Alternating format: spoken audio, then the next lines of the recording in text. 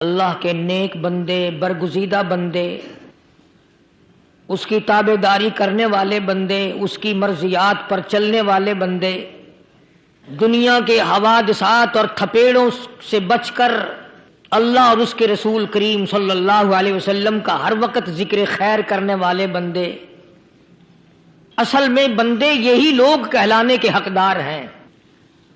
میری تیری غلطی ہے کہ ہم اپنے آپ کو بندہ سمجھتے ہیں۔ بندہ بننا بڑا مشکل ہے۔ صوبے سندھ سکھر کے علاقے میں حضرت مولانا تاج محمد صاحب امروٹی رحمت اللہ علیہ بہت بڑے بزرگ اور عالم گزرے ہیں۔ ان کے زمانے کا واقعہ ہے کہ ایک مسجد کا خادم تھا، مسجد کا جھاڑو دینے والا، صفیں بچھانے والا۔ اس زمانے میں بجلیاں کہاں تھی، مسجد میں پانی بھرنے والا، مسجد کی صفائی کرنے والا، مسجد کا خادم، جس کی آج ہمارے یہاں کوئی حقیقت نہیں، کوئی مقام نہیں۔ حالانکہ حدیث پاک میں آتا ہے کہ جس کو اللہ پاک اپنے دربار کا خادم بنا لے اسے اور کیا چاہیے۔ صدر کے ایوان صدر کے جھاڑو دینے والے کو فخر ہے میں ایوان صدر کا خادم ہوں۔ گورنر ہاؤس کے جھاڑو دینے والے کو فخر ہے میں گورنر ہاؤس کا خادم ہوں۔ کمشنر کے خادم کو فخر ہے میں کمشنر کا خادم ہوں۔ اور یہاں کوئی فخر نہیں کہ میں اس حکم الحاکمین کے دربار کا ایلچی ہوں۔ ایسا آدمی جب اللہ کے دربار میں پیش ہوگا اور اللہ پاک پوچھے گا کہ تو دنیا میں کیا کیا کرتا تھا، جواب دے گا الہی اپنے دربار سے پوچھ۔ تو مسجد کا خادم تھا، نیک آدمی تھا، لوگوں کو اس کی حقیقت کا پتہ نہ تھا۔ اللہ والوں کی ایک یہ علامت بھی ہے، ایک یہ نشانی بھی ہے کہ وہ اپنے آپ کو چھپاتے ہیں، وہ لوگوں سے اپنے آپ کو مخفی رکھنا چاہتے ہیں۔ چنانچہ مسجد میں ایک خادم تھا، سکھر کے علاقے میں ایک مسافر آیا تو خادم نے اس کو روٹی بھی کھلائی، پانی بھی پلایا، خدمت بھی کی، اور عشاء کی نماز کے بعد اس مسافر کو کہنے لگا کہ میں تجھے مسجد میں نہیں رہنے دوں گا۔ اب وہ مسافر بڑا حیران کہ یار نیک آدمی معلوم ہوتا ہے، مجھے کھانا کھلایا، میری خدمت کی، اب یہ مجھے مسجد سے کیوں نکالتا ہے؟ اس نے کہا صاحب مسجد میں کسی کو سونے کی اجازت نہیں، میں مسجد میں نہیں رہنے دیتا کسی کو بھی۔ تو مسافر کہتا ہے کہ اس کے کہنے سے میں نکل تو گیا، دل میں میرے یہ کہ کوئی خاص بات ہے، ورنہ یہ آدمی نہ تو نفرت کرنے والا، نہ تکبر کرنے والا، نہ فخر کرنے والا ہے کوئی بات۔ پہلے زمانے میں لوگ سوچا کرتے تھے، اب تو ایک منٹ میں کفر کا فتویٰ لگا دیتے ہیں۔ اب اگر آج کوئی اس نیت سے کہہ دے مسافر کو کہ بھئی یہاں چوری ہو جاتی ہے، لاؤڈ اسپیکر چوری ہو جاتے ہیں، گھنٹے چوری ہو جاتے ہیں، لہذا مسجد میں نہ سو، اور کوئی مسجد ہے تو پھر تھانہ ہویا کہ مسافر اس وقت تو نکل گیا اور دور جا کر کے عشاء کی نماز کے بعد پھر واپس آ گیا۔ تو مسجد کے خادم نے سارے دروازے بند کر لیے اور دروازہ بند سارے بند کر کے رات کو اللہ اللہ کرنے بیٹھ گیا۔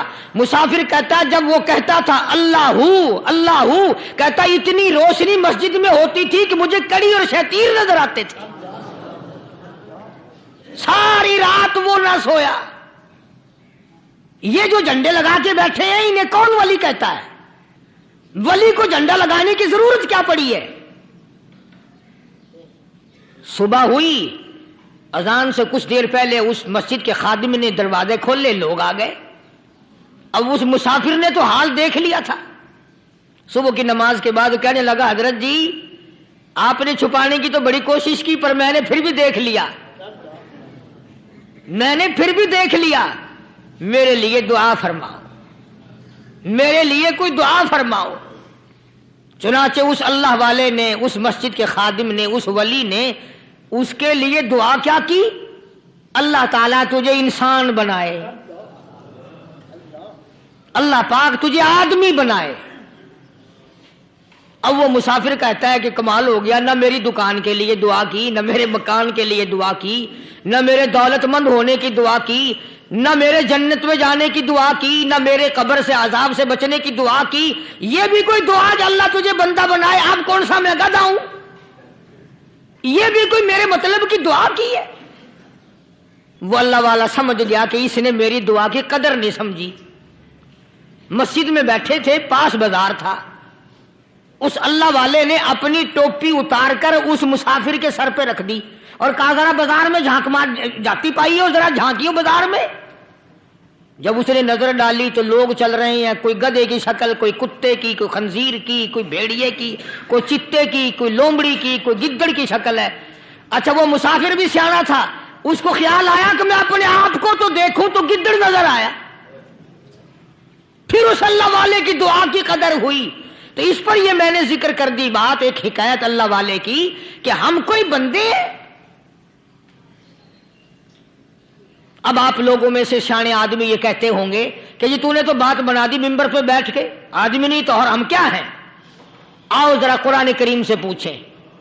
فرمایا لہم قلوب لا یفقہون بہا، اللہ پاک جل شانہ فرماتے ہیں جس کا دل قرآن کریم سمجھنے کا عادی نہیں، لہم قلوب لا یفقہون بہا، جس کا دل قرآن سمجھنے کے لیے تیار نہیں، وَلَهُمْ أَعْيُنٌ لَا يُبْصِرُونَ بِهَا، جس کا کان اللہ کا قرآن سننے کے لیے تیار نہیں، أَمْ لَهُمْ آذَانٌ لَا يَسْمَعُونَ بِهَا، ام لہم آذان یسمعون بہا، جس کا کان خدا کا قرآن سننے کو تیار نہیں۔ خدائی فیصلہ سنو، اللہ کے قرآن کا فیصلہ سنو، اللہ کے کلام کا فیصلہ سنو۔ جس کا کان میرا کلام سننے کے لیے تیار نہیں، جس کو میرا قرآن سن کے مزہ نہیں آتا، جس کو میرا کلام سن کے حلاوت نہیں آتی، جس کو میرا کلام سن کے لذت نہیں آتی، جس کی روح تازی نہیں ہوتی، جس کو لطف نہیں آتا، جس کو کیف نہیں آتا، جس کو سرور نہیں آتا، جو میرا قرآن سننے کو تیار نہیں، جو میرا قرآن آنکھوں سے دیکھنے کو تیار نہیں، جو میرا قرآن سننے سمجھنے کے لیے تیار نہیں، آؤ پھر خدائی فیصلہ سنو۔ فرمایا اولئک کالانعام،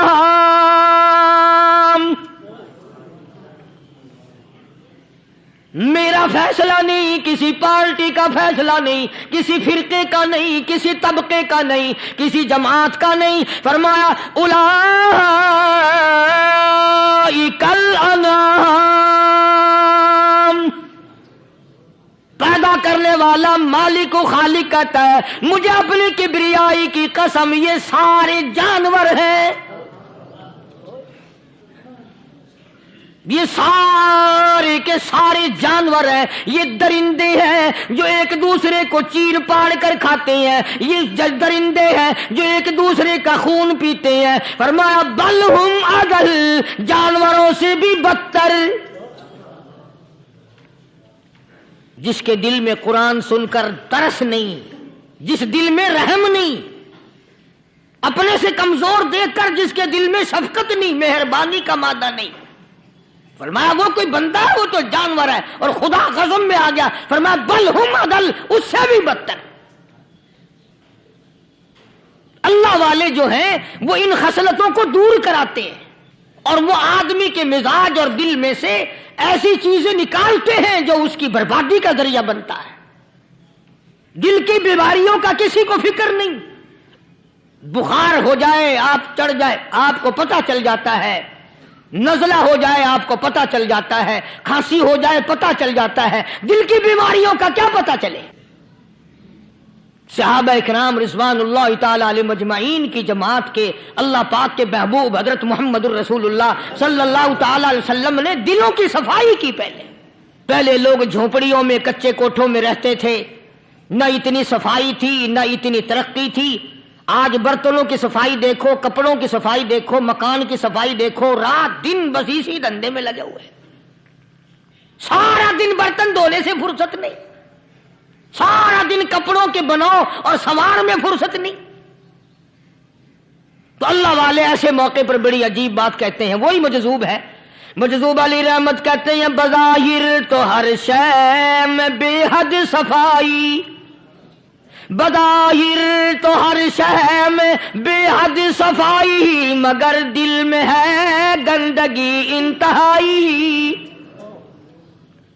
بظاہر تو ہر شے میں چہرے کی صفائی، بدن کی صفائی، نہ جانے کتنی قسم کا صابن ہے، نہ جانے کتنی قسم کے پاؤڈر ہیں، نہ جانے کتنی قسم کے شیمپو ہیں، نہ جانے کتنی قسم کے کپڑے ہیں، کیا چال ڈھال ہے، کیا نئے نئے ڈیزائن ہے۔ مجذوب کہتا سب کچھ دیکھ لیا، بظاہر تو ہر شے میں بے حد صفائی، مگر دل میں ہے گندگی انتہائی۔ جس یار کی بیٹھک میں بیٹھ کے کھانا کھایا، جس رشتہ دار کی بیٹھک میں بیٹھ کے کھانا کھایا، اسی کی بہن کو دیکھ کر آبرو پہ ڈاکہ ڈالنے کا پروگرام ہے۔ جس دوست کے گھر میں بیٹھ کے کھانا کھایا، اسی دوست کی بیوی کی عزت لوٹنے کا پروگرام ہے۔ پرانے زمانے میں اب بھی دلی جیسے شہر میں اگر دعوت کی جاتی ہے تو وہاں ایک تشتری میں نمک آتا ہے سب سے پہلے۔ عرب میں بھی دستور تھا پرانے زمانے میں، اگر کوئی دعوت کرتا، کوئی تقریب کرتا، سب سے پہلے نمک آتا تھا۔ ایک ایک انگلی ہر شخص نمک چاٹتا تھا۔ کیا مطلب؟ جس نے نمک چاٹ لیا اب وہ نمک حرامی نہیں بنے گا۔ اس گھر میں چوری کرنا، اس گھر کی آبرو کا غلط تصور لانا، اس گھر کے مال میں خیانت کرنا وہ حرام سمجھتا تھا جس گھر کا میں نے نمک چکھ لیا۔ اور مسلمانوں کی بات نہیں، ہندوؤں کی بھی یہ باتیں تھی۔ مولانا محمد علی صاحب جلندری سب قید رحمت اللہ علیہ فرمایا کرتے تھے کہ ایک سکھ تھا بہت بڑا ڈاکو، مسلمان اور ہندو مل کر اس کو ساتھ ملا کر کے لے گئے کہ یہاں اس گاؤں میں اس پنڈ میں ڈاکہ ڈالے۔ سفر کر کے گئے، تکلیف اٹھا کے گئے۔ اس سکھ ڈاکو نے پوچھ لیا کہ یہ کون سا گاؤں ہے کہ یہ فلانا ہے۔ اچھا سارے کے سارے یہ تلاش کرو، یہ سوچ بچار کرو، اپنے پنڈ کی، اپنے علاقے کی، کسی مسلمان کی، کسی ہندو کی، کسی سکھ کی، کسی چوڑے چمار کی اس گاؤں میں لڑکی تو نہیں؟ ہمارے یہاں سے کوئی لڑکی تو شادی ہو کے یہاں نہیں آئی ہوئی؟ ان ساروں میں سے کہنے لگا کہ ہمارے بھنگی کی لڑکی جمعدار کی یہاں آئی ہوئی ہے۔ کہنے لگا واپس چلو، بیٹی بیٹی ہے، چاہے بھنگی کی ہو یا نواب کی ہو۔ ارے کل بیٹی کا ڈولا دیا تھا کہ ڈاکہ ڈالیں گے، شرم نہیں آئے گی؟ آج وہ تصور کہاں چلے گئے؟ اور ہم سب روتے پھرتے ہیں، سکون نہیں، سکون نہیں، اطمینان نہیں۔ ارے اطمینان آئے گا کیسے؟ ہمارے دل بے ایمان ہے، نیتیں خراب ہے، آئے گا کہاں سے؟ صحابہ کرام رضوان اللہ تعالی علیہ مجمعین کی جماعت نے اس قدر اس بات پہ محنت کی اور کوشش کی کہ غلط لقمہ بھی پیٹ کے اندر نہ چلا جائے۔ چنانچہ میں علی الاعلان کہتا ہوں، 1,29,000 صحابہ کرام، کالی کملی والے کے دیوانے اور پروانے، حضور کے یار جانثار، حضور کے ساتھ فاقہ کھانے والے، فاقوں مرنے والے، پتھر کھانے والے، اپنے بچوں کے ٹکڑے ہوتے ہوئے دیکھ کر لا الہ الا اللہ محمد الرسول اللہ کی صدا بلند کرنے والے صحابہ کرام کا یہ حال تھا۔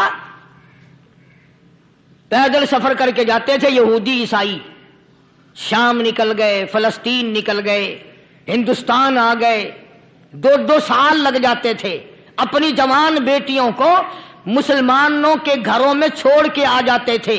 کبھی نگاہ نبوت نے جن کو رنگ دیا تھا، کبھی کسی صحابی پہ ذرہ برابر الزام نہیں لگا۔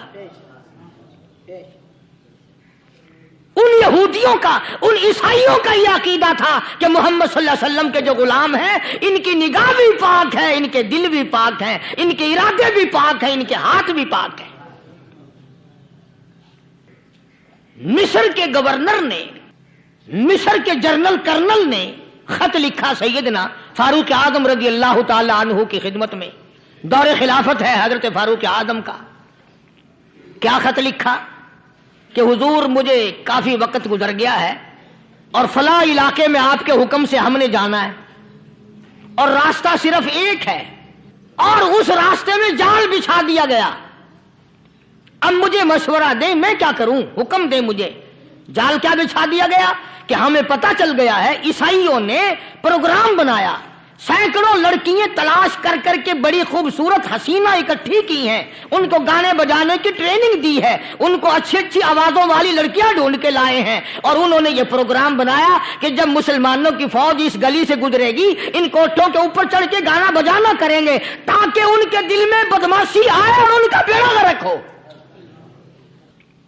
کبھی کافر کا یہ عقیدہ تھا کہ مسلمان کا دل بگڑا تو یہ گیا، اس کی نیت میں خرابی آئی اور یہ تباہ ہوا۔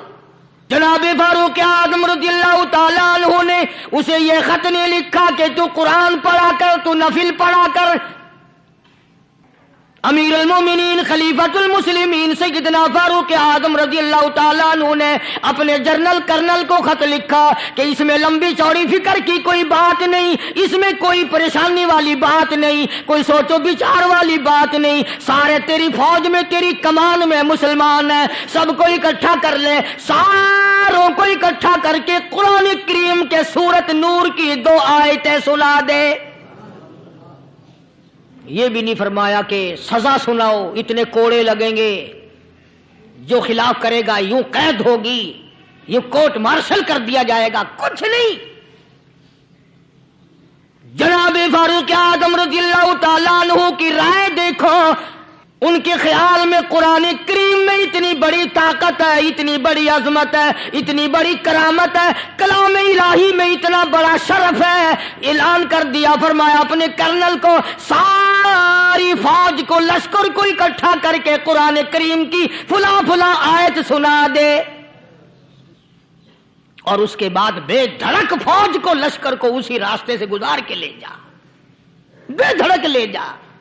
ہائے کبھی قرآن کی 2 آیتوں سے کام بن جاتا تھا، اب سارے قرآن سے میرا تیرا کام نہیں بنتا۔ قصور قرآن کا نہیں ہے، یہ میرا تیرا ہے، یہ تو اتنی وفادار کلام ہے، اتنی پاک کلام ہے، خدا کی قسم ہزاروں رجسٹروں کے گتے، ہزاروں چائے کے ڈبے، ہزاروں مٹھائی کے ڈبے، لاکھوں کروڑوں دوائیوں کے ڈبے گندے نالوں پہ، کوڑیوں پہ، روڑیوں پہ پڑے ہیں، اور جس گتے نے قرآن کے ساتھ یاری لگا لی، خدا کی قسم کوئی آدمی بغیر وضو اس گتے کو بھی ہاتھ نہیں لگا سکتا۔ ہزاروں نہیں لاکھوں کپڑے مارکیٹ میں پڑے ہیں، پر جس کپڑے نے قرآن سے یاری لگا لی، جو کپڑا جسدان بن کر قرآن پہ چڑھ گیا، لوگ اس کو بھی چومتے ہیں، اور چومنا چاہیے۔ یارو کپڑے نے قرآن سے یاری لگائی تو کپڑا عظمت والا بن گیا، گتے نے یاری لگا لی تو گتا بن گیا۔ ہزاروں قسم کے کاغذات روزانہ ذلیل ہوتے پھرتے ہیں، جس کاغذ پہ قرآن لکھا گیا وہ عظمت پا گیا، جس سیاہی سے قرآن لکھا گیا وہ سیاہی عظمت والی بن گئی۔ ارے اگر مسلمان قرآن کو اپنے اندر پیدا کر لے، اس کی عظمت کو بسا لے، اس کو اپنا لاہ عمل بنا لے، اس کو اپنے سر پہ رکھ لے، تو کیا یہ بندہ قرآن کے ساتھ وفاداری کرے تو قرآن کیا خیال ہے قرآن بے وفائی کر دے گا؟ یقین نہیں، یقین اصل بات اعتقاد کی ہے۔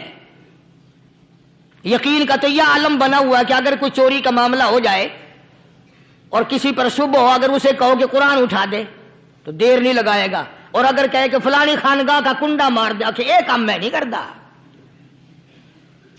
خانگاہ کے کنڈے پہ ایمان ہے، قرآن پہ ایمان نہیں۔ اس پر یقین ہے کہ پیر اندھا کر دے گا، اور یہاں یقین نہیں کہ جس خدا نے پیدا کیا اگر میں نے جھوٹا قرآن اٹھایا تو وہ برباد کر دے گا۔ عجیب عجیب لوگ ہیں۔ چنانچہ مصر کے کرنل نے، مصر کے جنرل نے ساری فوج کو اکٹھا کر لیا۔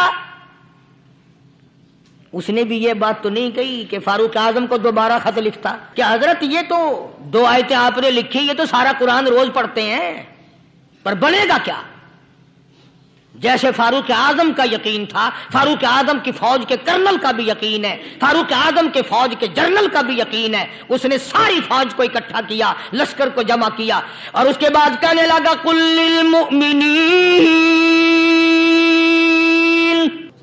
یغضوا من ابصارکم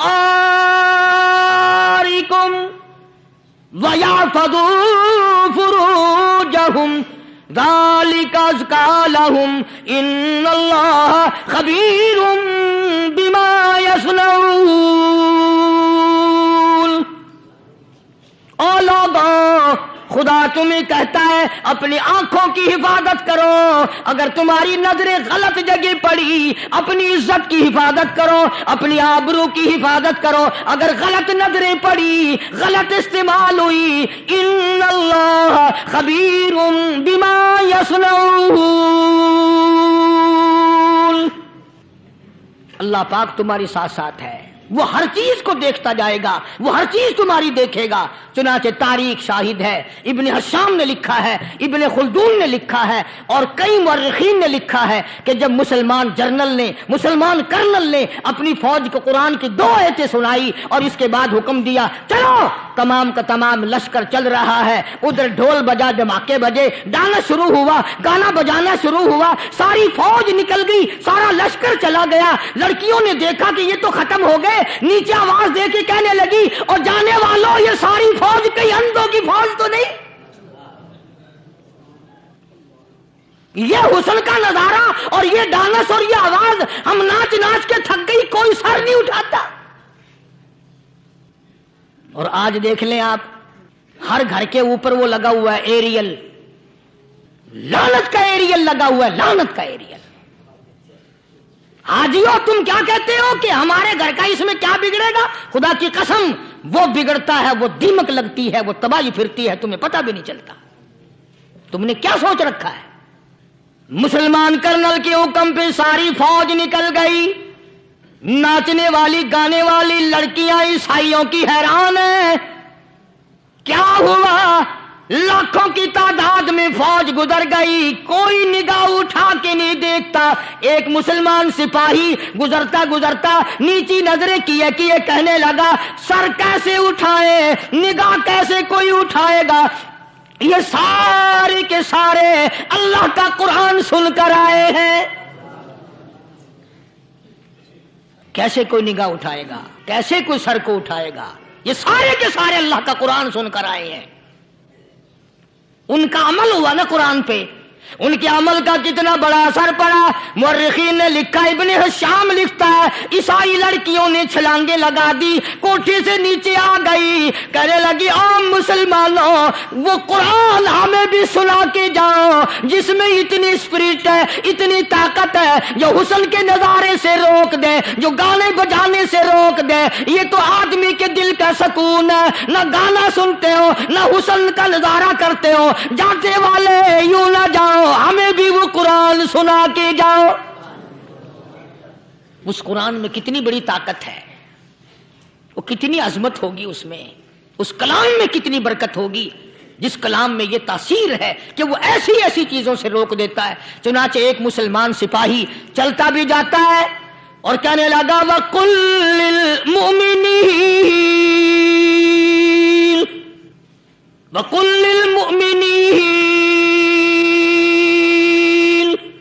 قرآن کی آیت پڑھ کے سنائی، سینکڑوں نہیں بے شمار لڑکیاں ایک مسلمان کی زبان سے اللہ کا قرآن سن کے کہنے لگی اور جانے والوں چھوڑ کے نہ جاؤ، ہمیں بھی کلمہ پڑھاؤ۔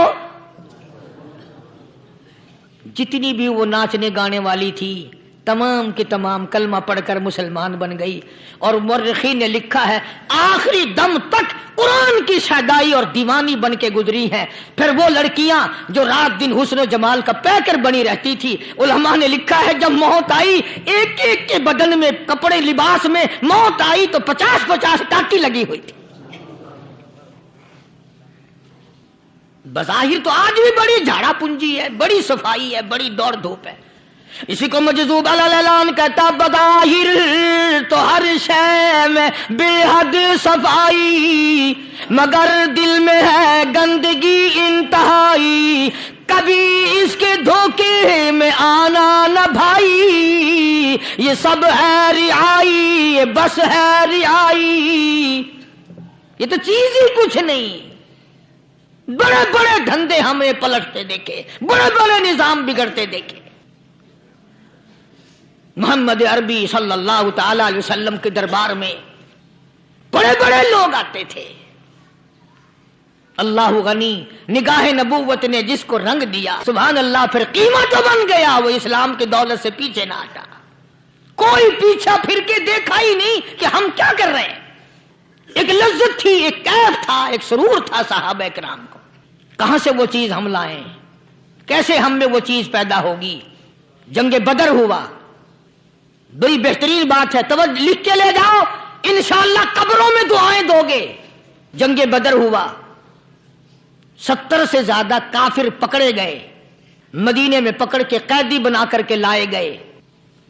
تنگ دستی کا زمانہ ہے، 1 سال نہیں ہوا مسلمان اجڑ کے آئے تھے، مار کھا کے آئے، پریشان ہو کر آئے، دن دولت چھوڑ کر لٹا کر آئے. ان کے پلے کیا تھا؟ شام کا وقت ہوا، مدنی کریم صلی اللہ تعالی علیہ وسلم نے مسجد کے دروازے میں کھڑے ہو کر اعلان فرما دیا، کون ہے، کون ہے جو میرے مہمانوں کو کھانا کھلائے؟ اور وہ مہمان کوئی شہنشاہ نہیں تھے، ہیں بھی کافر، ہیں بھی اسلام کے دشمن، آئے بھی صحابہ کرام کو مارنے، میدان جنگ سے پکڑ کے لائے گئے، جنگی قیدی ہیں. اس نبی کی طرف کبھی منہ کیا کر جس نبی کا تو غلام ہے، امتی بنا پھرتا ہے. فرمایا کون ہے جو میرے مہمانوں کو کھانا کھلائے؟ صحابہ کرام میں سے کسی نے 2 پکڑ لیے، کسی نے 1 کو ساتھ لے لیا. ایک نادار سا غریب سا صحابی ہے، اس نے ساتھ لے لیا ایک مہمان اور گھر لے کے گیا. بیوی کو کہنے لگا کہ کھانا کتنا ہے؟ کہ بس 1 آدمی جوگا ہے، 1 آدمی کی کافی ہوگا. کان میں کہنے لگا اپنی بیوی کے، دستور تھا عرب کا، مہمان اور میزبان اکٹھے کھایا کرتے تھے.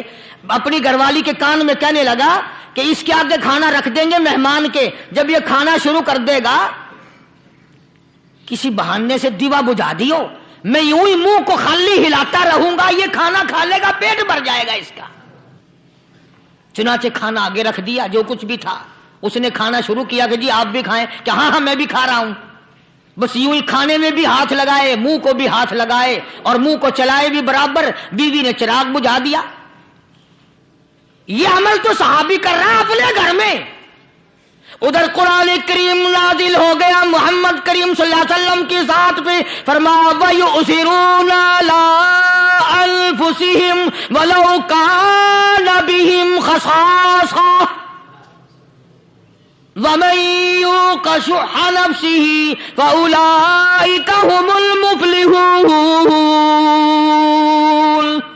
اور میرے محبوب مبارک ہو، تیری امت میں ایسے لوگ بھی ہیں جو اپنا منہ خالی ہلا رہا ہے، بیوی بھوکی بیٹھی ہے، چراغ بجھائے بیٹھی ہے اور اپنے ہاتھ کو خالی چلا رہا ہے اور میرے بندے کا پیٹ بھر رہا ہے. اور میرے محبوب مجھے اپنی عظمت کی قسم، میں تیری ان دیوانوں پہ جنت واجب کر چکا. اب حضور صلی اللہ علیہ وسلم نے تو ان کو نہیں سکھایا تھا کہ تو جا کے ایسا کرنا، قدرتی مزاج ایسا بنا دیا تھا. ایک اور موقع آیا مدینے پاک میں، جنگی قیدی اور جگہ سے اسی طرح سے آئے. ایک صحابی ایک اور آدمی کو، جنگی قیدی کو کافر میں گھر لے گیا. بیوی کہنے لگی کہ 1 ہی آدمی کا کھانا ہے بس. انہوں نے کہا اس کو دے دو. وہ کافر جنگی قیدی کہنے لگا جی آپ بھی کھائیں. کہنے لگا بھی بات ہے صاف، 1 آدمی کا کھانا ہے، تو کھانا کھا، میں درخت کے پتے چبا لیتا ہوں. وہ کہنے لگا میں کھاؤں گا پتے. انہوں نے کہا تو رئیس آدمی ہے مکے کا، میں پرانا غریب ہوں، مجھے پتے چبانے کی عادت ہے، تیرے پیٹ میں درد نہ ہو جائے، میں عادی ہوں پتے چبانے کا. اس نے پتے چبا لیے. کافر مسافر اور مہمان جو تھا جنگی قیدی، اس کو کھانا کھلا دیا. دوسرے دن پھر ایسی نوبت آئی. اس نے کہا آپ بھی میرے ساتھ کھانا کھائیں. نے کہا نہیں بھائی تو کھا، میں پتے چبانے کا عادی ہوں. 2 دن تو اس کافر نے کھانا کھا لیا اور جب تیسرے دن اس کے آگے کھانا آیا انہوں نے کہا بھائی تو ہی کھا، بس اتنا ہی کھانا ہے، میں تو میاں بیوی ہم تو پتے چبا لیں گے. اور کہنے لگا مدینے والوں تم خود پتے چباتے ہو، دشمنوں کو کھانا کھلاتے ہو، آج میری بھی ایک شرط ہے، پہلے کلمہ پڑھا پھر کھانا کھلا. آج میری بھی ایک شرط ہے. 2 دن کے عمل نے کفر کو مٹا دیا، اسلام چمک گیا. 2 دن کے عمل نے. میرا تیرا 60 سال کا عمل ہے، کبھی کسی کافر کو مسلمان بنایا؟ الٹے ہی کام، ہر غلط، ہر معاملہ الٹا ہی ہے. ہر آدمی بیزار ہوتا ہے، یار دین تو کچھ نہیں، یار اسلام کچھ نہیں، یارو ایمان کچھ نہیں. اسی کو قرآن کریم نے للکار کی آواز دے کے فرما دیا لوگوں ایسی گڑبڑ نہ کرو ورنہ میں وہ خدا ہوں فَأَخَذَتْكُمُ الصَّاعِقَةُ وَأَنْتُمْ تَنْظُرُونَ۔ جبریل امین نے ایک چیخ ماری ساری قوم کے جگر پھٹ گئے، میں وہ خدا ہوں لا ترکضوا وارجعوا إلى ما أترفتم فيه ومساكنكم لعلكم تسألون۔ لوگ مکان چھوڑ کے بھاگتے ہیں، ماحول چھوڑ کر بھاگتے ہیں، معاشرہ چھوڑ کر کے بھاگتے ہیں۔ خدا کہتا آؤ جن مکانوں پہ تمہیں ناز تھا وہ یہ کھڑے بھاگ کر رہے ہو۔ اسی کو قرآن کریم کہتا ہے ان الذین قالوا ربنا اللہ ثم استقاموا، وہ آدمی جس نے لا الہ الا اللہ محمد الرسول اللہ صلی اللہ علیہ وسلم پڑھا، اللہ کی توحید کا اقرار کر لیا، او میرے مالک تیرے سوا میرا کوئی مشکل کشا نہیں، حاجت روا نہیں، میرے دل کے بھید کو جاننے والا نہیں، میری بگڑی بنانے والا کوئی نہیں، اجڑوں کو بسانے والا کوئی نہیں، کھیتی کو آباد کرنے والا کوئی نہیں، ایک دانے سے سینکڑوں دانے بنانے والا تیرے سوا کوئی نہیں۔ کھیتوں میں جاؤ، کبھی یہ تو سوچو کہ دنیا میں حکومتوں نے کتنے مل لگا رکھے ہیں، چینی کے شکر کے کتنے مل ہیں، کتنے ڈیپو ہیں، پھر بھی قلت ہو جاتی ہے۔ اور یہ اللہ میاں نے کتنا میٹھا کیلے میں، سنترے میں، مالٹے میں، انگور میں، سیب میں، کبھی یہ بھی سنا کہ اللہ میاں کا شوگر مل فلاں علاقے میں لگا ہوا ہے؟ کبھی یہ تو دیکھو کہ یہ قدرت کاملہ کے سوا اور کون پیدا کر رہا ہے؟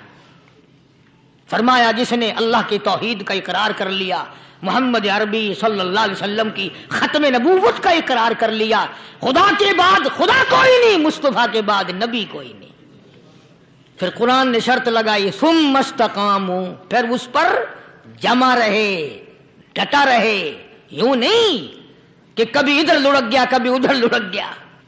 لوگ تو بدل جاتے ہیں، لوگوں کا کیا ہے؟ پچھلے سال کی بات ہے، یہیں مغرب کی نماز کے بعد گرمی کے موسم میں میں یہاں بیٹھا ہوا تھا باہر، آگے شہر کے وہ آدمی وہ کہنے لگے جی ایک کام آئے ہیں۔ میں نے کہا کیا؟ کہ 25,000 روپے چوری ہو گیا ہمارا، بتاؤ ہمیں۔ میں نے کہا بھی مجھے کیا پتا؟ انہوں نے کہا نہیں سارا شہر کہتا ہے کہ قاری نہیں بتا دیتا ہے۔ میں نے کہا اچھا یہ یوں نہیں جانے کا؟ میں نے کہا پھر آدھے لوں گا۔ 25,000 گم ہوئے ہیں نا، 12.5 میرے 12.5 تمہارے۔ کہنے دیکھو نا جی بال بچے چھوٹے چھوٹے غریب بچے ہیں جن کے وہ پیسے ہیں۔ میں نے کہا اچھا میں بادشاہ لگا ہوا ہوں؟ انہوں نے کہا جی سودا مہنگا۔ میں نے کہا پھر کہیں اور چلے جاؤ۔ جتنا میں نے سمجھایا نہیں ماننا کہ اگر ہمیں یوں پتہ چل جائے مولویوں کو ولیوں کو تو پھر یہ لاکھوں کروڑوں پولیس والے رکھنے کی ضرورت ہے بھلا؟ اتنی بڑی فوج کا رکھ کر کیا کریں گے ہم؟ اربوں روپیہ فوج کا خرچہ ہے، 2 ولی، ایک ولی کو اس بارڈر پہ بٹھا دیں گے، ایک ولی کو اس بارڈر پہ بٹھا دیں گے، پھر ہم بڑھانا دیں گے اولیاء کرام رجمت۔ ذہنیت ماری گئی، سمجھ نہیں پاتے، دین کے قریب نہیں آتے لوگ، سمجھتے نہیں۔ فرمایا ثم استقاموا تتنزل علیہم الملائکۃ الا تخافوا ولا تحزنوا وابشروا بالجنہ التی کنتم توعدون۔ قرآن کہتا ادھر ولی کی موت آتی ہے، ایسا آدمی جو اپنے کلمے پہ جمع رہے، شرک و بدعت کی لعنت سے بچے، کفر و نفاق سے بچے۔ ادھر موت آتی ہے، ادھر فرشتے کہتے ہیں گھبرانا، غم نہ کر، بہشت کے دروازے تیرے لیے سارے کھلے ہوئے۔ وَلَكُمْ فِيهَا مَا تَشْتَهِي أَنفُسُكُمْ وَلَكُمْ فِيهَا مَا تَدَّعُونَ۔ فرمایا ہم تمہاری ہر اس تمنا کو پورا کریں گے، ہر اس آرزو کو پورا کریں گے، جو مانگو گے وہی ملے گا، جو کہو گے وہی دیا جائے گا۔ نحن اولیاؤکم فی الحیات الدنیا وفی الآخرہ ہم دنیا میں بھی تمہارے کارساز ہیں، ہم آخرت میں بھی تمہارے کارساز ہیں، ہم دنیا میں بھی تمہارے دوست ہیں، آخرت میں بھی تمہارے دوست ہیں، اور خدا کے یہاں وہ انعام ملے گا۔ اللہ غنی، رائی کے دانے کے برابر نیکی کی ہوگی، جب پہاڑوں کے برابر ثواب ملے گا تو آدمی حیران ہوگا، یا اللہ تیرے جیسا بینک تو کسی کا بھی نہیں۔ رائی کا دانہ لے کر پہاڑ واپس کر دیا، مالک نے نجات کا ذریعہ بنا دیا۔ فرمایا نزلا من غفور رحیم، یہ مہمانی ہے پروردگار عالم کی طرف سے۔ قرآن اعلان کر کر کے کتاب بالاسحار ہم یستغفرون، اللہ پاک فرماتے ہیں میرے بندوں کی نشانی یہ ہے کہ وہ آخری رات میں بڑے ویلے سحری کے وقت اٹھ کر استغفار کرتے ہیں، اللہ کے حضور میں معافی مانگتے ہیں، روتے ہیں، عاجزی کرتے ہیں۔ کہتا کہ ایک تڑپ سی دل میں امنگتی ہے، ایک درد جگر میں ہوتا ہے، ایک تڑپ سی دل میں امنگتی ہے، ایک درد جگر میں ہوتا ہے، ہم رات کو رویا کرتے ہیں جب سارا عالم سوتا ہے۔ سب لوگ سوئے ہوئے ہوں اور اللہ کا دروازہ کھٹکھٹا، اندھیرے میں مالک کے کائنات کے سامنے جھولی پھیلا، اپنی بگڑی کا سوال کر، اپنی مشکلات اس مالک کے سامنے پیش کر جو سارے جہان کا خالق و مالک ہے۔ عقیدہ بھی بناؤ، اعمال بھی بدلو، مزاج بدلو، طبیعتوں میں انقلاب لاؤ، اور لوگوں ان گھروں کو مسلمانوں والے گھر بناؤ۔ تم برا مان کے جاؤ یا بھلا مان کے جاؤ، میں اپنے عقیدے کی بات کو چھپاتا نہیں۔ جس گھر میں کوئی مرد عورت قرآن کے کھولنے والا نہیں، میں اس گھر کو مسلمان کا گھر نہیں کہتا، وہ چوڑے اور کراڑ اور سکھ کا گھر ہے۔ تمہیں یہ سکھایا کس نے ہے کہ مرنے کے بعد قرآن پڑھا جاتا ہے اور ساری زندگی میں نہیں پڑھا جاتا؟ یہ قرآن مردوں کے لیے تھوڑی آیا، یہ زندوں کے لیے آیا ہے۔ حدیث پاک میں آتا ہے، حضور کریم سب کہہ دو صلی اللہ علیہ وسلم نے فرمایا، عیسیٰ علیہ السلام ایک قبرستان سے گزرے، گورستان سے گزرے تو ایک قبر کو دیکھا، وہ نبی ایسا تھا، اس کے معجزات ایسے تھے، قبر میں دیکھا تو ایک بڑھیا جل رہی ہے، سڑ رہی ہے، تباہ ہو رہی ہے، رو رہی ہے۔ تو عیسیٰ علیہ السلام پناہ کر کے وہاں سے گزر گئے۔ چند دنوں کے بعد جو اسی قبر کے پاس سے گزرے تو عیسیٰ علیہ السلام کو دھیان آیا کہ اس قبر میں ایک بڑھیا بڑی عذاب بھگت رہی تھی، مگر اس دن جو دیکھا وہ تو عیش میں بیٹھی ہے، تخت میں بیٹھی آرام کر رہی ہے۔ سیدنا عیسیٰ علیہ السلام نے اللہ پاک سے سوال کر دیا، الہی مرنے کے بعد تو آدمی کوئی نیکی بھی نہیں کر سکتا، اس نے کیا کر لیا جو اس کا سارا نظام بدل گیا؟ آواز آئی، اے عیسیٰ لکھ کے لے جاؤ یہ بات، حضور کا فرمان ہے۔ فرمایا، اے عیسیٰ، اس مائی کے چھوٹے سے پوتے نے استاد کے پاس جا کر کے پڑھا بسم اللہ الرحمن الرحیم، اس ننھے سے منہ سے، چھوٹے سے منہ سے جب یہ لفظ نکلا، اے اللہ تو بڑا مہربان ہے، تو بڑا کریم ہے۔ عیسیٰ چھوٹے سے منہ سے جب نکلا، وہ تو معصوم تھا، اس کے منہ سے جب نکلا نا کہ میں بڑا مہربان ہوں، میں نے اس معصوم بچے کے صدقے میں اس کی دادی پہ کرم کر دیا۔ اس کے نام میں بڑی برکتیں ہیں، اللہ کا نام لینے میں بڑی برکتیں ہیں۔ گڑ میں مٹھاس ہے، اللہ کے نام میں مٹھاس نہیں۔ ٹافیوں میں مٹھاس ہے، اللہ کے نام میں مٹھاس نہیں۔ تم نے چکھ کے نہیں دیکھا، اگر تم چکھ لو، خدا کی قسم دنیا کی کوئی چیز اچھی نہ لگے اللہ کے نام کے مقابلے میں۔ اللہ پاک مجھے اور آپ سب کو اپنا نام لینے کی توفیق عطا فرمائے۔ ظرف کی قیمت جو ہے وہ مظروف کی وجہ سے بنتی ہے۔ اب دنیا میں اسلام اور ایمان کی بنیاد یہی چیز بنے گی کہ جیسے کہ حضور کریم صلی اللہ علیہ وسلم کی ذات اقدس سے محبت ہے، پیار ہے، عظمت ہے، تعلق ہے، اسی طرح سے صحابہ کرام ہو یا نبی کا خاندان ہو یا نبی کا مکان ہو یا نبی کا لایا ہوا دین ہو، ہر چیز سے پیار ہونا چاہیے۔ یہ نہیں کہ حضور کریم صلی اللہ علیہ وسلم کی ذات اقدس سے تو محبت ہو، پیار ہو، تعلق ہو اور آپ کے نظام سے نفرت ہو، پھر مسلمانی نہیں۔ خاندان نبوت سے بھی پیار کرنا پڑے گا اور ہونا چاہیے۔ اسی لیے میری ایک بات دل کی تختی پہ لکھ کے لے جاؤ کہ ہمارے نبی کی بات بھی نرالی اور ہمارے نبی کی جماعت بھی نرالی، ہمارے نبی کی ذات بھی نرالی، شان بھی نرالی، شہر بھی نرالا، ملک بھی نرالا۔ کیا چیز عرض کر کے میں آپ کو سمجھاؤں؟ اللہ پاک کو کیا ضرورت پڑی تھی مکے مدینے کی گلیوں کی قسم کھانے کی؟ خدا کو شوق چڑھا کہ پتھروں کی قسم کھانا؟ فرمایا لا اقسم بہذا البلد، میرے محبوب جن گلیوں میں تیرے قدم لگے ہیں مجھ خدا کو ان گلیوں کی قسم، ان شہروں کی قسم، اس وطن کی قسم۔ انناس وہاں نہیں پیدا ہوتا، سیب وہاں نہیں پیدا ہوتا، انگور وہاں نہیں پیدا ہوتا، غلہ کھانے پینے کا سامان وہاں کچھ نہیں پیدا ہوتا ہے، پہاڑ اور پہاڑ بھی خشک، لیکن محبوب جہاں رہتا ہو اس کی ہر چیز سے پیار ہوتا ہے۔ یہ مثال دینی تو نہیں چاہیے، ویسے سمجھانے کے لیے کہتا ہوں۔ مجنو کو ایک اونٹ والا آدمی مل گیا، اس نے مجنو نے پوچھا کہ تو کہاں چلا ہے؟ تو مشہور تو تھا ہی، لوگ جانتے تھے کہ یہ مجنون نے کہا لیلا کے شہر چلاؤں کہ میرا سلام کہیو بہت بہت، کہ اچھی بات۔ آدھا میل وہ اونٹ والا چلا، پھر دوڑ کے بھاگ کے اسے رلا، کہنے لگا میرا پیغام یاد ہے؟ کہ ہاں یاد ہے، کہ زور زور سے سلام کہنا۔ آدھا میل، ایک میل پھر چلا وہ اونٹ والا، پھر دوڑ کے مل گیا، حتیٰ کہ اس شہر میں ہی پہنچ گیا جہاں اس نے جانا تھا۔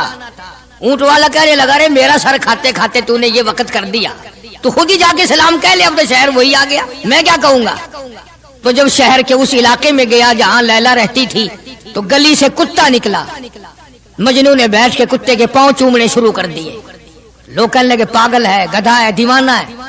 مولانا روم فرماتے ہیں کہنے لگا پائے سگ بوسیدہ مجنو خلقش گفتہ اینچ بہود، پائے سگ بوسیدہ مجنو خلقش گفتہ اینچ بہود، گفت مجنو گاہے گاہے کوئے لیلا رفتہ بہود۔ لوگوں نے کہا پاگل، کتے کے پاؤں چوم رہا ہے، تیری عقل ماری گئی۔ مجنو کہنے لگا پہلے اپنی آنکھوں کا تو علاج کرو، تمہیں کتا تو نظر آتا ہے، یہ نظر نہیں آتا یہ آیا کس کی گلی سے ہے، نکلا کس کی گلی میں سے ہے۔ جب دل میں کوئی بات سما جائے پھر یہی حال بنا کرتا ہے۔ جنگل میں بیٹھا ہوا مجنو یوں انگلی سے لکیریں نکال رہا تھا، کچھ لکھ رہا تھا اور دیکھ رہا تھا۔ کسی نے پوچھ لیا کیا کر رہا ہے یہاں جنگل میں بیٹھا ہوا؟ کہنے لگا گفت نقشے نام لیلا می رقم، گفت نقشے نام لیلا می رقم، خاطر خود را تسلی میں دہم۔ کہنے لگا لیلا کا نام لکھ لکھ کر دیکھتا ہوں، تسلی دیتا ہوں اپنے دل کو۔ عرض کرنے کا مقصد یہ کہ جب دل میں کسی کی بات سما جائے پھر اس کی شکل سے، پھر اس کے پیر کی خاک سے، ہر چیز سے محبت ہو جاتی ہے۔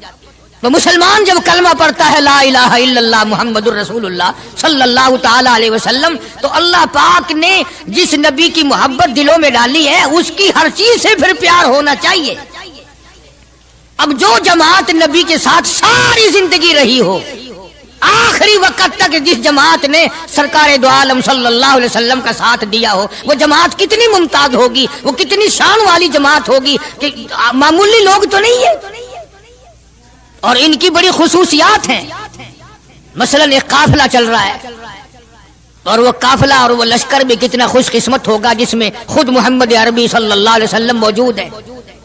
پانی ختم ہو گیا، گرمی تھی، شدت کی بڑی تکلیف ہوئی لوگوں کو بھی جانوروں کو بھی، تو صحابہ کرام نے مشورہ کیا اور اکٹھے ہو کر کے سرکار دو عالم صلی اللہ علیہ وسلم کے دربار عالیہ میں آئے کہ جی پانی نہیں ہے، جانوروں کو بڑی تکلیف ہے اور آدمیوں کو بڑی پیاس ہے، بڑی تکلیف ہے، آپ اللہ پاک سے دعا فرمائیں۔ جناب سرکار مدینہ صلی اللہ علیہ وسلم نے دعا فرمائی۔ اب آگائی میرے محبوب موسیٰ علیہ السلام نے بھی پانی مانگا تھا، میں نے ان کو پانی دیا اس طریقے سے قرآن کہتا اضرب بعصاک الحجر، لکڑی پتھر میں مارو، انہوں نے پتھر میں آسا مارا، ہم نے فانفجرت من حسنتا عشرۃ عینا، ہم نے 12 چشمے جاری کر دیے تھے، موسیٰ علیہ السلام نے لکڑی ماری۔ او میرے نبی، آج میں اگر آپ سے بھی لکڑی لگواؤں، اسی طرح سے آپ کو بھی لکڑ پتھر میں مارنی پڑے، پھر کلیم میں اور حبیب میں کیا فرق ہوگا؟ وہ کلیم اللہ ہے، آپ حبیب اللہ ہیں، آپ کو لکڑی مارنے کی ضرورت نہیں۔ یہ پیاری پیاری انگلیاں جو یتیم کے سر پہ پھرتی ہیں، یہ پیاری پیاری انگلیاں جو ہر صحابی کے ساتھ مسافہ ہونے میں ملتی ہیں، غریبوں کے لیے دعا کے لیے اٹھتی ہیں، میرے محبوب صلی اللہ علیہ وسلم یہی پیاری پیاری انگلیاں ایک پانی کے برتن میں آپ رکھ دیں، مجھے اپنی کبریائی کی قسم سارے قافلے کو ان انگلیوں سے نکلا ہوا پانی پلا دوں گا۔ چنانچہ آپ صلی اللہ علیہ وسلم نے ایک برتن میں انگلیاں رکھ دی، سارے جانوروں نے پانی پی لیا، سارے صحابہ کرام نے پانی پی لیا۔ اب میں نے عرض کر دیا ایک واقعہ اور آپ نے سن لیا، لیکن تہ کو آپ نہیں پہنچے، اصل تو میں بھی نہیں پہنچ سکتا، میرا ادراک اتنا کہاں کہ پیغمبر کی باتوں کو میں 100% سمجھ سکوں، نہیں سمجھے۔ ارے پانی اور چیز ہے، دنیا سوڈے پیتی ہے، شربت پیتی ہے، جوس پیتے ہیں، طرح طرح کی چائے پیتے ہیں، دودھ پیتے ہیں، طرح طرح کے ملکوں کا پانی پیتے ہیں، سب جگہ ہر چیز پی ہوگی، ہزاروں مشروبات پیے ہوں گے، ہزاروں شربت پیے ہوں گے، ہزاروں قسم کے سکیش پیے ہوں گے، پر خدا کی قسم ابو بکر اور بلال اس جماعت کے جوان ہیں جنہوں نے حضور کی انگلیوں سے نکلا ہوا پانی پیا۔ یہ سعادت ہر ایک کو کیسے مل سکتی ہے؟ انہی لوگوں کو اللہ تبارک و تعالیٰ نے یہ مقام بخشا تھا کہ خداوند عالم نے ان کو اتنی بڑی عظمتیں عطا فرمائی۔ اور میں تو یہ کہا کرتا ہوں کہ صحابہ کرام کی نمازوں کو بھی ایک طرف رکھو، روزوں کو بھی ایک طرف رکھو، جہاد کو ایک طرف رکھو، ان کی فاقہ اور ان کا پیاسا مرنا اللہ کے راہ میں، ان ساری چیزوں کو ایک طرف رکھو۔ یہ بات ان کی کوئی کمی ہے کہ آنکھ بلال کی ہو اور امام الانبیاء کا چہرہ انور ہو؟ ہم تو ان لوگوں میں سے ہیں۔ ہمارے یہاں دارالعلوم دیوبند میں خزانے میں ایک چیز محفوظ ہے، 150 سال سے، 150-200 سال سے ایک چیز موجود ہے۔ سال بھر میں کبھی خاص موقع پر اس کا دیدار کرایا جاتا ہے، زیارت کرائی جاتی ہے۔ یہ میں صفائی نہیں دے رہا، کئی لوگ کہتے ہوں گے جی دیوبندیوں کی صفائی دیتا ہے، بلکہ میں اپنا عقیدہ اور اپنے بزرگوں کا پروگرام بتاتا ہوں کہ ایسے تھے لوگ۔ دارالعلوم دیوبند کے خزانے میں ایک رومال ہے، وہ رومال وہ ہے جس رومال میں تقریباً 200 برس محمد عربی صلی اللہ علیہ وسلم کا استعمال کردہ پہنا ہوا جبہ مبارک لپٹا رہا۔ یعنی یہ رومال حضور صلی اللہ علیہ وسلم کا استعمال کردہ نہیں، آپ ان کے ہاتھ نے، آپ کے چہرے انور نے یا آپ کے بدن مبارک کے کسی حصے نے اس رومال کو استعمال نہیں کیا، اور نہ کوئی غلط بیانی ہوئی، بلکہ یہ ثابت ہے کہ اس رومال میں حضور صلی اللہ علیہ وسلم کا جبہ مبارک جو تھا وہ 200 برس تک لپٹا رہا۔ حضرت مولانا محمد قاسم صاحب نانوتوی رحمت اللہ علیہ نے اس رومال کو سونے کی ڈبیا میں رکھا ہوا ہے، اور اس رومال کی سارے اللہ والے زیارت کرتے ہیں کہ یہ سرکار مدینہ صلی اللہ علیہ وسلم کے کپڑے کو لگا ہے، خود آپ کے جسم کو بھی نہیں، آپ کے کپڑے کو لگا ہے۔ جو لوگ حضور کے کپڑے کو لگے ہوئے کپڑے کی بھی عزت کرتے ہو، ان کے اندر حضور کی محبت کتنی ہوگی؟ وہ سونے کی ڈبیا میں موجود ہے، اور کبھی کبھی اس کا خاص موقع پر اہتمام کے ساتھ اس کی زیارت کرائی جاتی ہے۔ نام پتہ بتانے کی مجھے اجازت نہیں ہے۔ یہاں پاکستان میں ایک جگہ ہے، وہاں پر حضور کریم صلی اللہ علیہ وسلم کی ریش مبارک، آپ کی داڑھی مبارک کا ایک بال سونے کی ڈبیا کے اندر اور ڈبیا اور پھر اس میں بڑا کچھ عطر وغیرہ اس میں وہ سنبھال کے رکھا ہوا ہے، اور ایک بال مبارک میں سے 2-3 شاخیں اور نکلی ہوئی ہیں۔ میں یہ عرض کر رہا تھا کہ جو لوگ آپ کے نالین مبارک کی بھی عزت کرتے ہوں، ان کے خود اپنے دلوں میں کتنی محبت اور عظمت ہوگی۔ حدیث پاک کی ایک کتاب ہے جامع ترمذی، عربی مدارس میں پڑھائی جاتی ہے۔ اس کتاب میں سرکار مدینہ صلی اللہ علیہ وسلم کا حلیہ نقشہ موجود ہے۔ تمہارے دل میں تو کبھی یہ محبت بھی نہ اٹھی کہ کم سے کم ہم کبھی کتابوں میں حالات میں سنے تو صحیح، آپ کی شکل مبارک کس طرح کی تھی، رنگ مبارک کیسا تھا، انگلیاں مبارک کیسی تھی، چہرہ انور کیسا تھا، کتابوں میں سب کچھ موجود ہے۔ تم عادی بن گئے دوڑے سننے کے، غلط باتیں سننے کے، اصل بات رہی گئی۔ تو میں بتانا یہ چاہتا ہوں کہ جامع ترمذی کتاب جو ہے حدیث پاک کی، اس میں آپ صلی اللہ علیہ وسلم کی چپل مبارک کا نقشہ ہے، آپ کی نالین مبارک کا نقشہ ہے، یعنی سرکار دو عالم صلی اللہ علیہ وسلم کی جوتی مبارک کا نقشہ ہے۔ اب وہ ہے اس زمانے کی بالکل سادہ چپل ہے، پہاڑی قسم کی. تو میرے بزرگوں کا اور میرے اکابر کا، علماء دیوبند کا یہ عقیدہ ہے کہ اگر کوئی آنکھوں سے وہ نقشہ دیکھ لے، توجہ کرنا، اور دل میں یہ خیال لائے ہیں یہ بھی کوئی جتی ہے، باٹا والے اتنی اچھی بناتے ہیں، سروس والوں کی اتنی چپلیں اچھی ہیں، فلانے ملک کی اتنی اچھی ہیں، امریکہ میں یوں بنتی ہیں، ہمارے یہاں کمپنیاں یوں بناتی ہے، یہ تو کوئی خاص چپل نہیں. ہمارے بزرگوں نے لکھا ہے جس کے دل میں اتنی سی بات آئی ایمان چلا گیا. ایمان نہیں رہے گا، اس لیے کہ اس ذات کی نالین مبارک کی عزت بھی فرض ہے. آئی بات سمجھ میں؟ یعنی کس قدر عظمت ہے، کس قدر محبت ہے، اور کس قدر تعلق ہے محمد عربی صلی اللہ علیہ وسلم کی ذات سے ان لوگوں کو. مولانا رشید احمد صاحب گنگوہی رحمت اللہ علیہ رمضان المبارک میں مدینے پاک سے مرید کھجوریں لا کے دے دیتے، تو آپ مریدین کو کھجوریں تقسیم فرماتے اور فرماتے گٹھلیاں مجھے واپس کر دو، کھجوریں کھا کر گٹھلیاں واپس دے دو. حضرت کیا کرتے؟ ان گٹھلیوں کو اکٹھا کر کے ہاون دستے میں کوٹ کر صفوف بنا کر رکھ لیتے، اور رمضان شریف میں جس پانی سے روزہ افطار کرتے وہ گٹھلیوں والا صفوف اس میں ملا کر پیتے کہ یہ میرے آقا کے شہر کی گٹھلیاں ہیں. کتنی بڑی عزت ہے. اس زمانے میں بجلیاں نہیں ہوتی تھی، چراغ جلتے تھے حضور کریم صلی اللہ علیہ وسلم کے گنبد خضرا پہ، جہاں ہر وقت اللہ کی رحمتیں برستی ہیں. اللہ ہر ایک کو زیارت نصیب فرمائے. 24 گھنٹے فرشتے سلام پڑھ رہے ہیں، صلات پڑھ رہے ہیں، درود پاک پڑھ رہے ہیں، چاروں طرف سے رحمت ہی رحمت برس رہی ہے. تو زیتون تیل جلتا تھا، کسی مرید نے حضرت کو لا کے وہ چراغ کا بچا ہوا تیل، ایک تو زیتون ویسے بکبکا ہوتا ہے، زیتون کا تیل کوئی ذائقے دار نہیں ہوتا، ویسے ہی بکبکا، اور پھر اس چراغ کا بچا ہوا جو جل چکا ہو اور بھی زیادہ بدبودار ہو جاتا ہے. لیکن مولانا رشید احمد گنگوہی رحمت اللہ علیہ کو جب کسی نے لا کے دیا تو حضرت نے وہ بچا ہوا چراغ کا تیل کھڑے ہو کے پیا. تو کسی نے پوچھا حضرت یہ کیوں؟ فرمایا تجھے کیا معلوم ہے یہ اس چراغ کا بچا ہوا تیل ہے جو کالی کملی والے صلی اللہ علیہ وسلم کے روضہ اقدس پہ جل رہا تھا. مولانا محمد قاسم صاحب نانوتوی رحمت اللہ علیہ کو کسی نے مدینے پاک سے رومال لا کے دیا، آپ اس کو چومنے لگے، آنکھوں سے لگانے لگے. تو کسی نے کہا حضرت کیا چوم رہے ہو؟ یہ تو اٹلی کا بنا ہوا رومال ہے، مدینے میں رومال تھوڑے ہی بنتے ہیں، یہ تو اٹلی کا فلاں ملک کا بنا ہوا، جرمن کا بنا ہوا رومال ہے، آپ چوم رہے ہیں اس کو؟ یہ مدینے میں تھوڑی فیکٹری کو رومالوں کی کارخانہ ہے. فرمایا نہیں ٹھیک ہے مجھے بھی پتا ہے بنایا جرمن والوں نے ہے، بنا اٹلی میں ہے، لیکن یہ بات تو دیکھ میں تو اس لیے چوم رہا ہوں کہ مدینے کی ہوا اس کو لگی ہے، مدینہ منورہ کی اس کو ہوا لگ گئی ہے، اس لیے میں محبت میں چوم رہا ہوں. عرض کرنے کا مقصد یہ کہ ان لوگوں کے دلوں میں پیار ہوتا ہے تو پیار کے اظہار کے طریقے ہوتے ہیں، محبت کبھی نہیں چھپی رہا کرتی. مولانا محمد قاسم صاحب نانوتوی رحمت اللہ علیہ جب مدینے پاک پہنچے کئی میل ادھر کو جوتا اتار دیا، رات کا وقت تھا، پیر زخمی ہو رہے ہیں، سواری خالی چل رہی ہے. کسی نے عرض کیا حضرت سواری پہ سوار ہو جاؤ، پاؤں زخمی ہو رہے ہیں. فرمایا مدینہ میرے آقا کا شہر ہے، سواری پہ چڑھ کر داخل ہوتے ہوئے مدینے پاک میں شرم آتی ہے، مدینے جیسے شہر میں سواری پہ چڑھ کر داخل ہوں.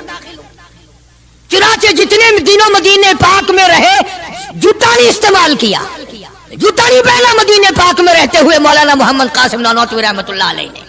تو شاگردوں نے پوچھا حضرت پتھریلا علاقہ ہے، ٹھوکریں لگتی ہیں، آپ ایسا نہ کریں. فرمایا بھائی ڈر لگتا ہے کہیں میرا جوتے والا پیر اس جگہ پر نہ پڑ جائے جہاں میرے آقا حضرت محمد الرسول اللہ صلی اللہ تعالی علیہ وسلم کے قدم مبارک لگا. اتنی عظمت، اتنا پیار، اتنا ادب. امام مالک رحمت اللہ علیہ نے ساری عمر مدینے پاک میں گزاری، لیکن میں ذمہ داری سے کہتا ہوں 3 میل کے اندر اندر امام مالک نے کبھی پیشاب پخانہ نہیں کیا. مدینے شہر میں امام مالک نے کبھی پیشاب پخانہ نہیں کیا. فرماتے تھے میرے آقا کا شہر ہے مجھے شرم آتی ہے. اس کا نام عظمت ہے، اس کا نام محبت ہے. 2 غزلیں گا لینا یا 2-4 شعر پڑھ لینا اور نہ نماز پڑھنا، نہ روزے رکھنا، نہ قرآن کی تلاوت کرنا، نہ درود شریف کا ورد کرنا اور نہ صحابہ کرام کا ذکر خیر کرنا، یہ محبت کا معیار تمہیں بتایا کس نے ہے؟ تمہیں شکلوں سے پتہ نہیں چلتا کہ یہ حضور کریم صلی اللہ علیہ وسلم کا محبت کرنے والا یا نہیں کرنے والا؟ کیسے محبت کا معیار اپنا سکتے ہیں وہ لوگ؟ چرس پینے والے، فیم کھانے والے، بھنگ پینے والے، کتوں سے ہر وقت کھیلنے والے، وہ کبھی آقا دو عالم صلی اللہ علیہ وسلم کے خادم ہو ہی نہیں سکتے۔ مولانا محمد قاسم صاحب نانوتوی رحمت اللہ علیہ صحابہ صفہ کے چبوترے تک جاتے ہیں، سلام کے لیے جاتے ہیں، لیکن صحابہ کرام صفہ رضی اللہ تعالیٰ عنہم اجمعین کے چبوترے کے قریب سے رو کر واپس آ جاتے ہیں۔ شاگردوں نے پوچھا حضرت آگے کیوں نہیں تشریف لے جاتے؟ فرمایا بھائی گھبراہٹ ہوتی ہے، شہنشاہ کا دربار ہے، شہنشاہ کائنات کا دربار ہے، مجھے ڈر لگتا ہے آگے جاتے ہوئے، شرم آتی ہے۔ کئی دنوں کے بعد ماجہ شریف تک گئے، جالیوں کے قریب تک گئے اور وہاں جا کر کے سلام عرض کیا تو مولانا محمد قاسم صاحب نانوتوی رحمت اللہ علیہ ہنستے ہوئے واپس تشریف لائے۔ کسی نے پوچھ لیا اللہ والے کئی دنوں سے تو دیکھا روتے ہوئے واپس آیا کرتے تھے، آج مسکراتے ہوئے آئے ہو؟ فرمایا الحمدللہ کام بن گیا، کام بن گیا۔ اس کسی نے پوچھ لیا کیا کام بن گیا؟ فرمانے لگے تمہیں کیا معلوم ہے میرے آقا کا مجھ پہ اتنا کرم تھا، میرے آقا کا مجھ پہ اتنا کرم تھا، بھر دیا میرا دامن پھیلانے سے پہلے، میرے آقا کا مجھ پہ اتنا کرم تھا، نشہ رنگ لایا پلانے سے پہلے، اور بھر دیا میرا دامن پھیلانے سے پہلے، مجھے کالی کملی والے صلی اللہ علیہ وسلم نے دودھ پلا دیا، علم حدیث پلا دیا۔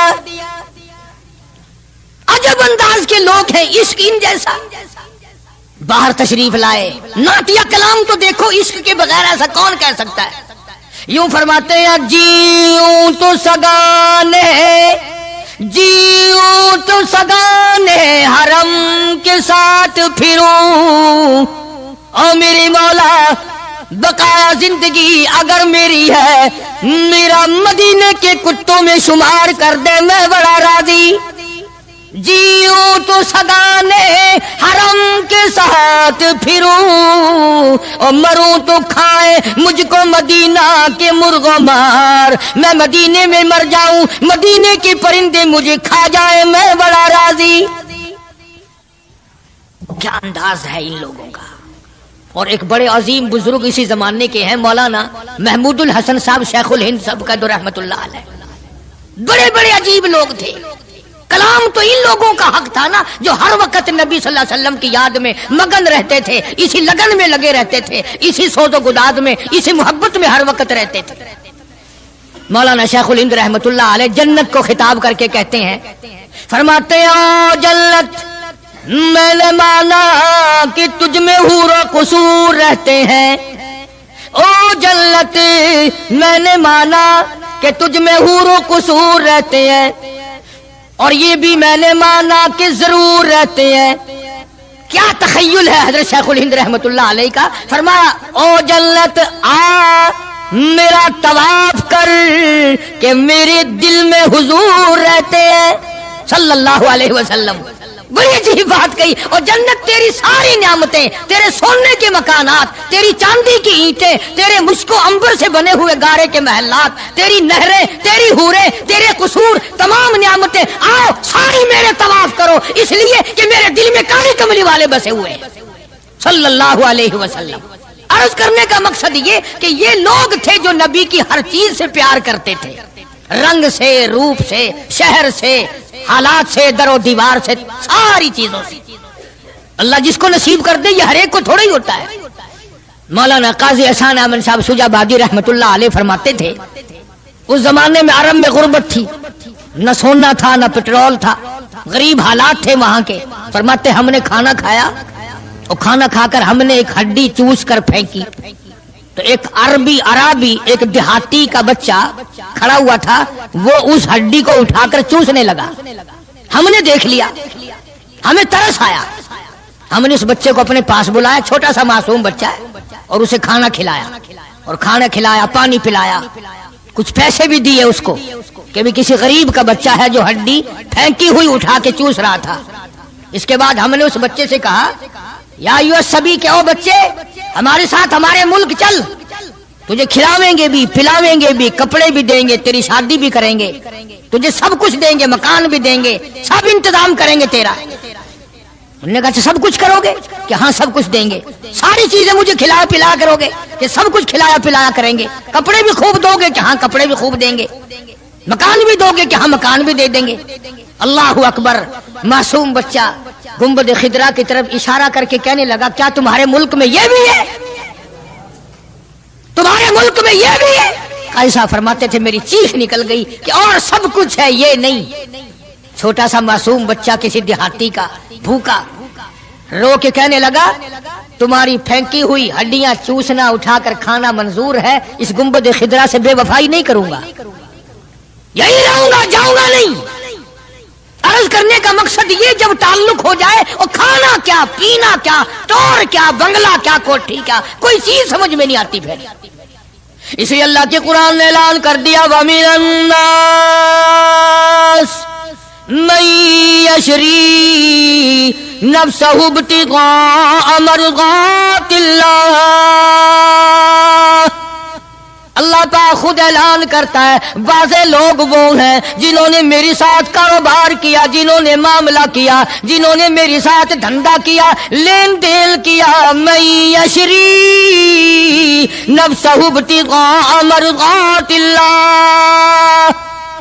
کچھ لوگ ایسے ہیں، اللہ پاک قرآن میں اعلان کرتا ہے کچھ لوگ ایسے ہیں جنہوں نے میری ساتھ کاروبار کیا، خرید و فروخت کی، حالات یہ بنائے، میری رضا خرید لی، اپنی جان میرے حوالے کر دی، میری خوشنودی خرید لی، میری رضا مول لے لی، میری اطاعت مول لے لی، میری ذات اپنے لیے وقف کر لی۔ نفسہ ابتغاء مرضات اللہ واللہ رؤوف بالعباد۔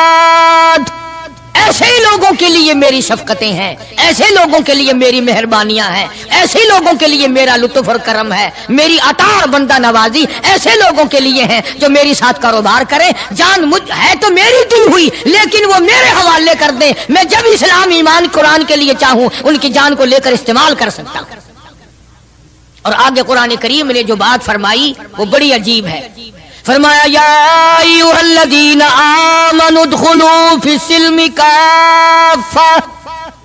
او ایمان والو، کلمہ پڑھنے والو، نبی کی زبان پر یقین کرنے والو، قبر اور قیامت پہ یقین کرنے والو، موت کا یقین کرنے والو، آخرت پہ ایمان رکھنے والو، آؤ ادخلوا فی السلم کافہ، اسلام میں پورے پورے داخل ہو جاؤ۔ یعنی یہ نہیں کہ دل میں تیرے اسلام ہے اور شکل تیری اسلام سے باہر ہے، یہ نہیں کہ دل میں اسلام ہے اور کپڑوں میں نہیں، دل میں اسلام ہے اور پیروں میں نہیں اور ہاتھ میں نہیں، اعمال میں نہیں، نظام میں نہیں، تو یہ بات غلط ہے۔ کافہ پورے پورے داخل ہو جاؤ اسلام میں مرنے سے پہلے پہلے۔ یہ نہیں ہے کہ دل میں تو محبت رکھو حضور کریم صلی اللہ علیہ وسلم کی اور تعلق، اور ویسے رکھو جی انگریز بہت اچھے ہیں جی، کیا کہنا انگریزوں کا، یہودی بہت اچھے ہیں، بہت اچھے ہیں، دنیا میں بڑے ترقی یافتہ ہیں، جی یہودیوں کی ریس کون کر سکتا ہے؟ خدا اس بات سے ناراض ہے، فرمایا ارے یہودی کیا کریں گے، سینکڑوں ہزاروں یہودی مل کر، کروڑوں یہودی مل کر نعوذ باللہ میرے بلال کی پیر کی اڑی ہوئی خاک کا مقابلہ نہیں کر سکتے۔ رہی بات دیانت و امانت کی کہ صاحب انگریز بڑی دیانت سے کام لیتے ہیں، یہ تو ہماری غلطی ہے، اسلام کی غلطی تھوڑی ہے، یہ اسلام نے تھوڑی سکھایا ہے کہ منہ میں اللہ اللہ کرو اور دل میں کچھ اور بسا کر کے رکھو۔